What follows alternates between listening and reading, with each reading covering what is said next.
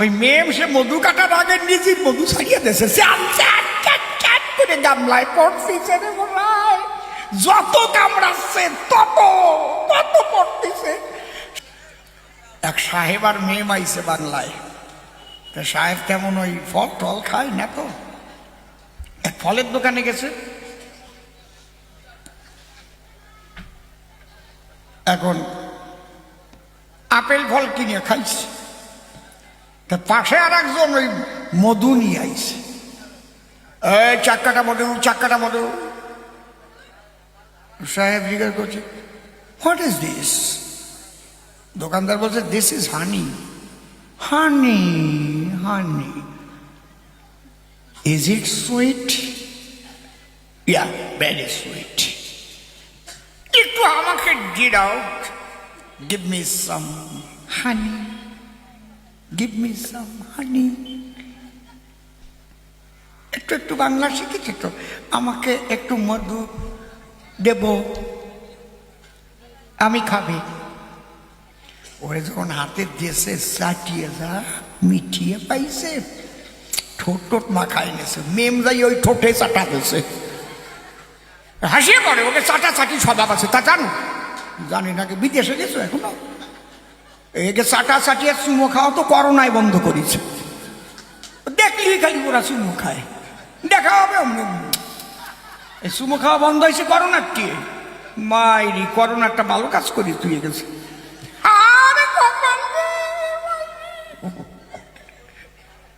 প্রেমিকের যদি হয় করোনা, প্রেমিকা বলে কাছে এসো না, দূরে সরো না, চুমো খাওয়া লাগবে না।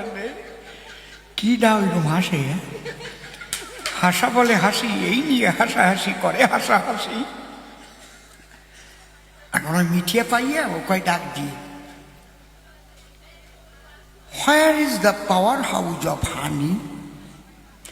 এ যে মিষ্টি মধু আমাকে খাওয়ালি, এ পাওয়ার হাউস কোথায় আছে একটু বলে দেব। মধুওয়ালা ভাবতেছে, শালা আমার ব্যবসা মারবা, তোরে কামড় খাওয়াবো। Please come here. নিয়ে গেছে এক আম গাছে, চা কইছে, মধুর চাক। ও দেখাই করছে, there is power house of honey, please see. ওইটা হচ্ছে পাওয়ার হাউস। এই নাও, কাশি এনে দিয়েছে, গামলা এনে দিয়েছে, যাও গাছে উঠে কাটো গিয়ে। কাটলি গামলায় পড়বে না, নিং লইয়ে বোতল করে খাইয়ে নে। কিন্তু প্রথম যে ধুমো দিয়ে পোকা উড়তে হবে তার কয় নাই। মানে সাহেব আর মেম ওদের তো শক্তি সেম সেম। গাছতে নিয়ে আস্তে আস্তে মেম গাছে উঠিছে, আর সাহেব গামলা নিয়ে তলায় রয়েছে, মধু পড়বে। যেই মেম ধারে ধারে গেছে আর পোকা পাখনা উঁচু করতেছে। ওরা কেবল বিহারের তে আইছে, বিহারি পোকা। এক পোকা আর এক পোকারে কয়, হে কোন হয়? साला मुझे मरने के लिए हमारा पास आ रहा है, कौन है?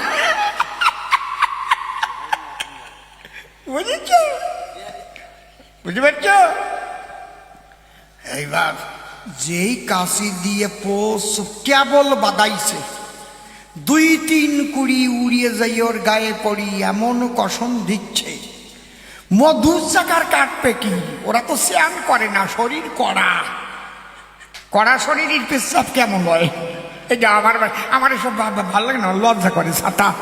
ওই মেম সে মধু কাটার আগে নিজের মধু ছাড়িয়ে দিয়েছে, করে গামলায় পড়তেছে রে বলায়, যত কামড়াচ্ছে তত তত পড়তেছে।